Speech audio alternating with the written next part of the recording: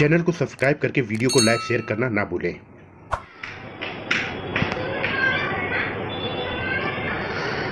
Ready start. महोदय, मैं दिल्ली के संबंध में भी कुछ कहना चाहता हूं। अब दिल्ली चूंकि केंद्र शासित क्षेत्र है और दिल्ली को केंद्र शासित क्षेत्र माना गया है, तो स्वभावतः दिल्ली वालों को यह आशा थी कि केंद्र से शासित होने से यहाँ पर उन्नति होगी और यहाँ के लोगों को कुछ सुविधा होगी, संतोष प्राप्त होगा। किंतु मैं यह देख रहा हूँ और लोगों में भी यह भावना बढ़ती जा रही है कि जब से यह केंद्र शासित क्षेत्र हुआ है, तब से शासन में निरंकुशता आने लगी है और लोगों की ओर ध्यान कम दिया जाने लगा है।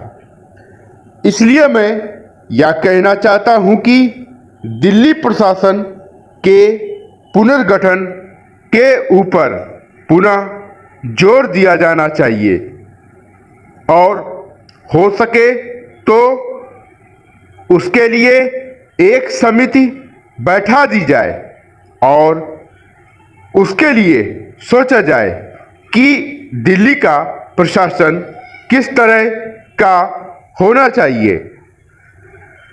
मैं चाहता हूं दिल्ली के प्रशासन के संबंध में आप विचार करें।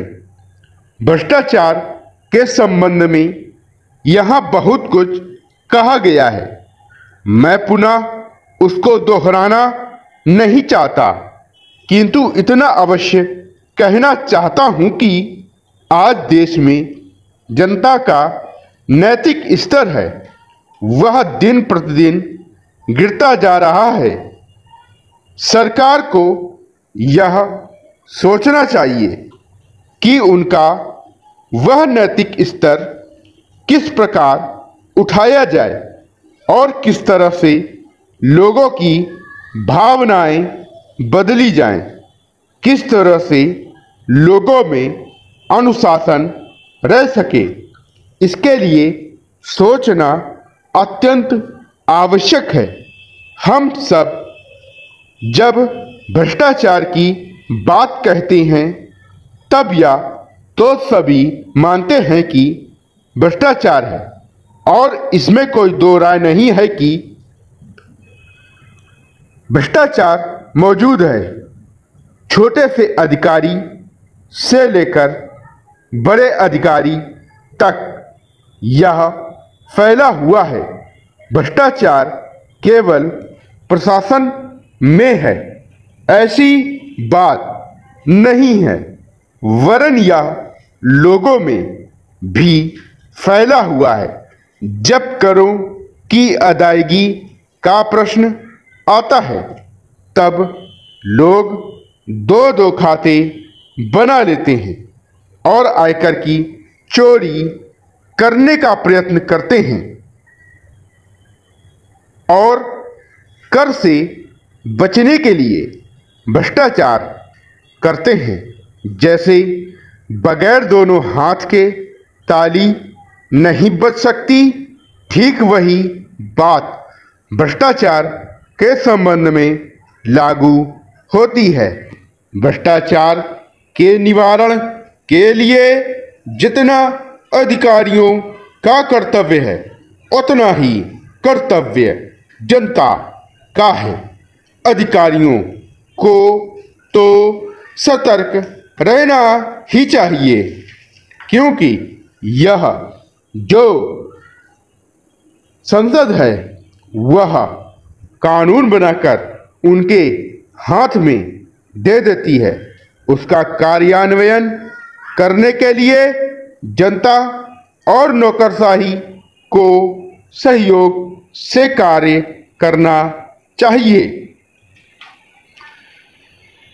महोदय, प्रशासन का यह कर्तव्य हो जाता है कि वह सतर्क रहे और अधिकारी लोग अपने को निष्पक्ष रखें, किंतु जो जनता के अंदर एक गिरावट आती जा रही है वह भी एक देखने की बात है।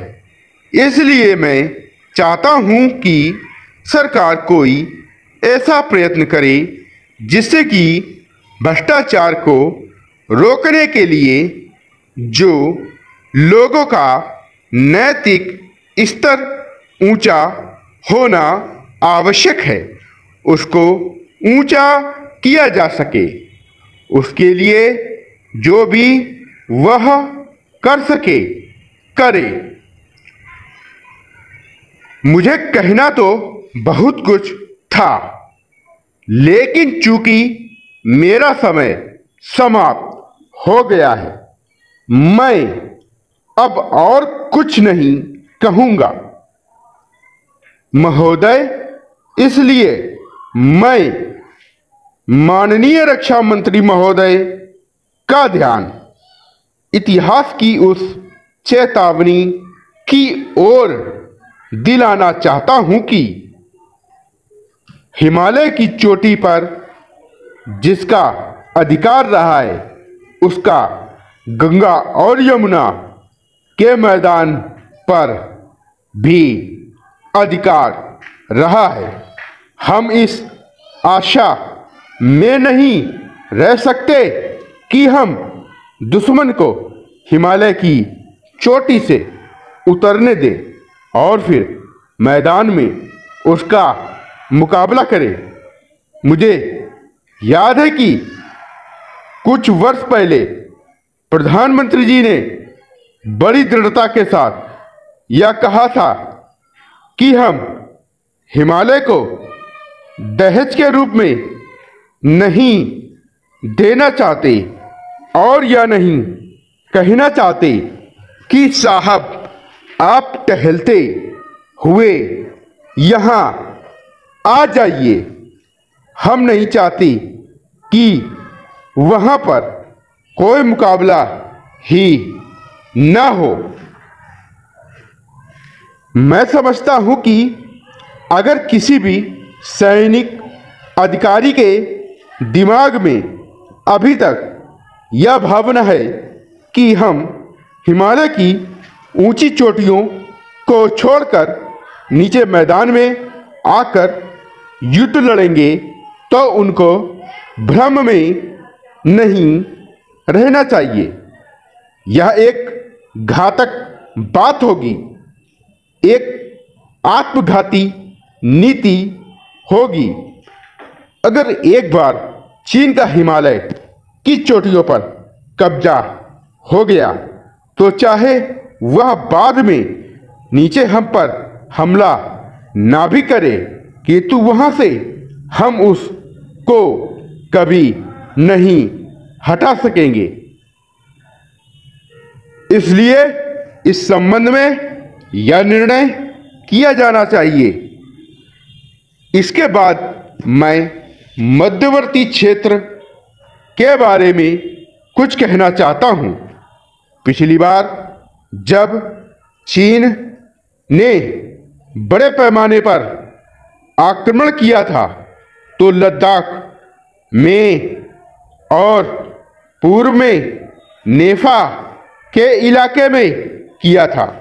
मध्यवर्ती क्षेत्र में मिडिल सेक्टर में लड़ाई नहीं हुई थी, लेकिन मेरा अपना अनुमान है और बहुत से लोगों को इस बात की आशंका है कि